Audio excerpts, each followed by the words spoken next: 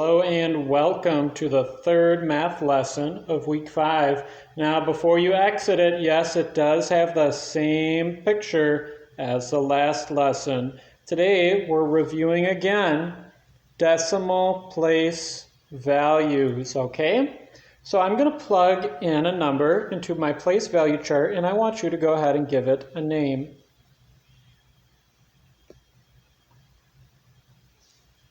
All right. What is that name? 9/10. That's how I'd read it. 9/10. All right, let's do that again. Okay, I'm going to plug in another one.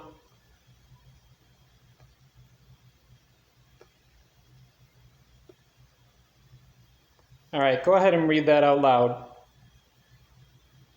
52 thousandths. That's how I'd say that. 52 thousandths. All right, guys, let's get into today's lesson now.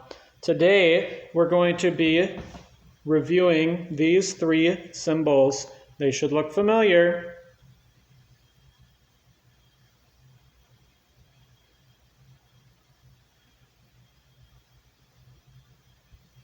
Do you remember those? The first one is called less than. Second one, greater than. Last one, equal to. Okay, we're going to be using those three symbols today. Less than, greater than, equal to. Wait a minute, Mr. Ivan, my memory is a little fuzzy. All right, then let's go back and refresh your memory then. If I have 2 compared to 4, which one is bigger? Oh, that's easy. 4 is bigger. So I would read this as 2 is less than 4. 2 is less than 4. Let's do that one more time to get the cobwebs out of your memory.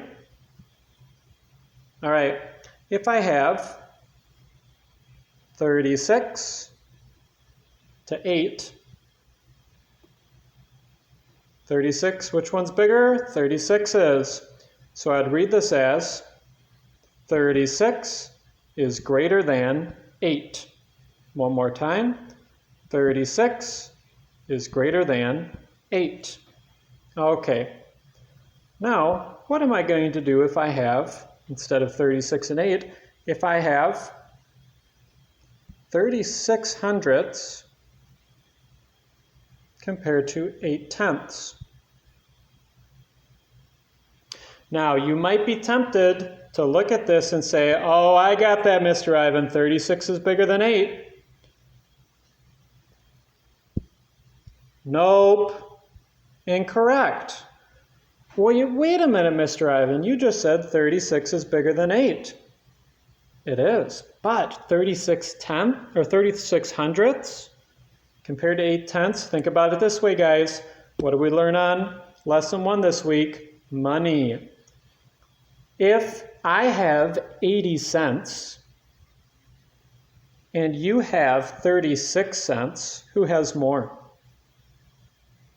If I have 8 dimes and you have 3 dimes and 6 pennies, who has more? All right, I hope you can see now that I have more. 8 tenths is bigger than 36 hundredths.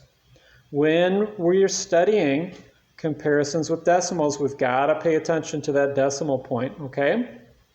Let's do that again. Okay, if I have